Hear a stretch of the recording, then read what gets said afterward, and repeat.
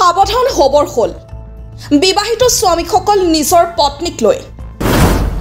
অলপ খবৰ কৰক আদৰৰ পত্নী আছেনে ঘৰত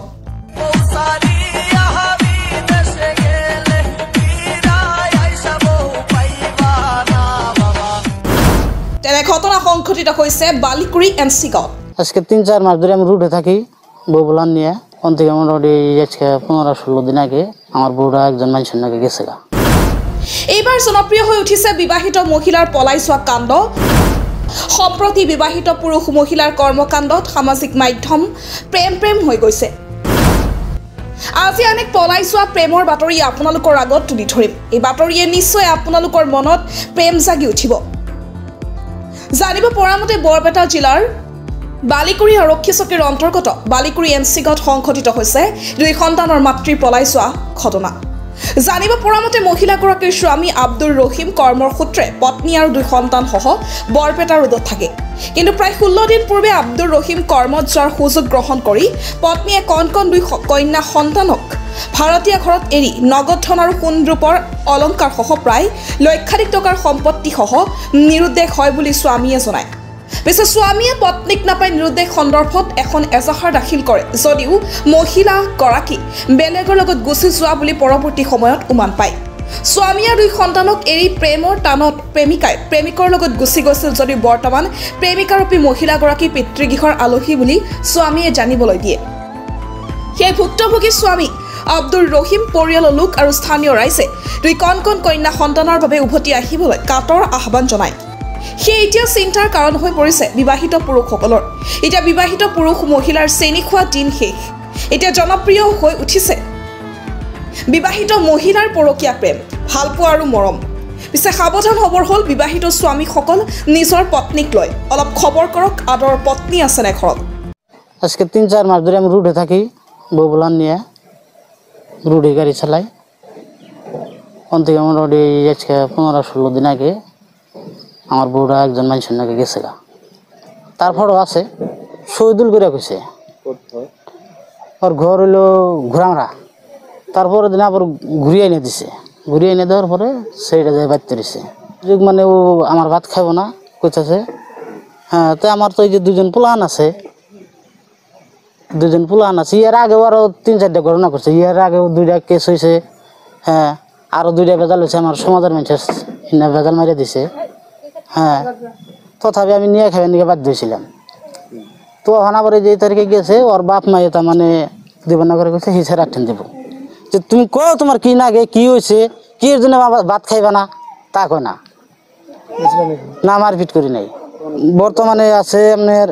এই লিচু খা আমার আধার কার্ড পান কার্ড আই কার্ড জীবত কাগজপাতি যে দিয়া চাল আমার মোটামুটি সবটি নিয়ে গেছে 20,000 টাকা নিছে সোনার মালা আছে এলাটা 4 কম আছে এক বুড়ির তো 1,20,000 নিব আর কি টাকা পয়সা নিয়ে মালা নিয়ে 1,20,000 হবো চোরানে এন্ট্রি দিছ কলগাছিয়া আব্দুল রহিম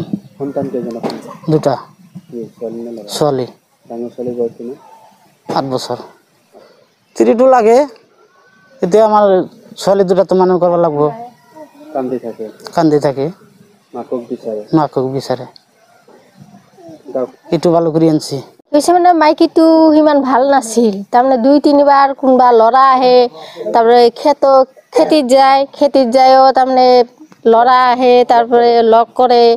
তাৰপিছতে তো ঘৰত আহি কিনে ধৰা পৰিল সমাজে বিচাৰ কৰিল কিন্তু মাইকীটোৰ সিমান চৰিত্ৰ ভাল নহয়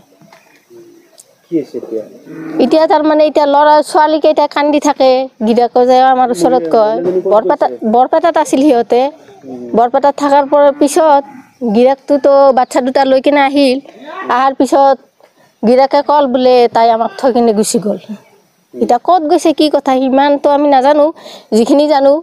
এটা বাচ্চা দুটাৰ কাৰণে তো মাকটো লাগিব মাকটো নহলে তো নহব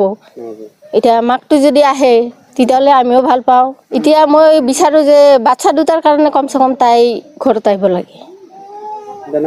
বাচ্চা কান্দে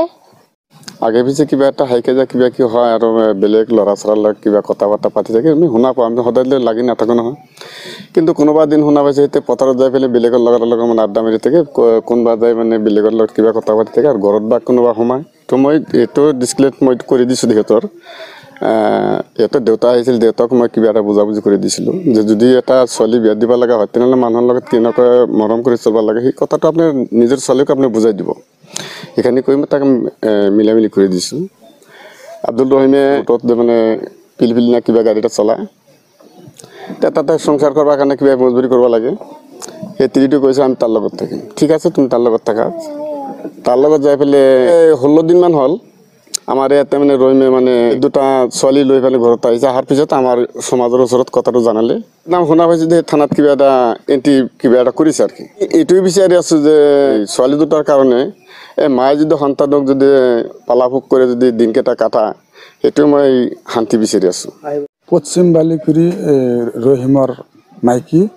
এই মোটামুটি 15 দিন হ'ল গুচি গৈছে। ক'ত বা গুচি গৈছে নাজানো। তো ইয়াৰ দুটা ছোৱালী আছে, ছোৱালী দুজনী কান্দি থাকে মাকক লাগে বুলি। তো ক'ত বা গৈছে নাজানো, আহিব লাগে। ঘৰত আহিলে মোটামুটি ইও মানি ল'ব, মুঠতে তাৰ লাগে ঘৰত আহিব লাগে। য'তেই যাক ঘূৰি আহিব লাগে বাচ্চা দুটাৰ কাৰণে। বাচ্চা দুটাৰ ডেইলি কান্দি থাকে, কষ্ট হৈছে। আমি ঘৰৰ ওচৰৰ মানুহ আমি চাইছোঁ কান্দি আছে। বৰ্তমানে আমি শুনা পাইছোঁ বাপেকৰ ঘৰত আছে। ক'ৰবাত গৈছিল মানে ঘৰত নাথাকে, ৰোডত থাকে। গাড়ী চলাৰ লগতে আছিল, তাৰ পৰা গুচি গৈছে। স্বামীৰ লগত আছিল, তাৰ পৰা গুচি গৈছে। গুচি যোৱাৰ পিছত ছোৱালী দুজনী লৈ আব্দুল ৰহিমে ঘৰত গুচি আহিছে। কলগাছিয়াৰ পৰা মহিবুল ইছলামৰ ৰিপৰ্ট, এনি লাইফ।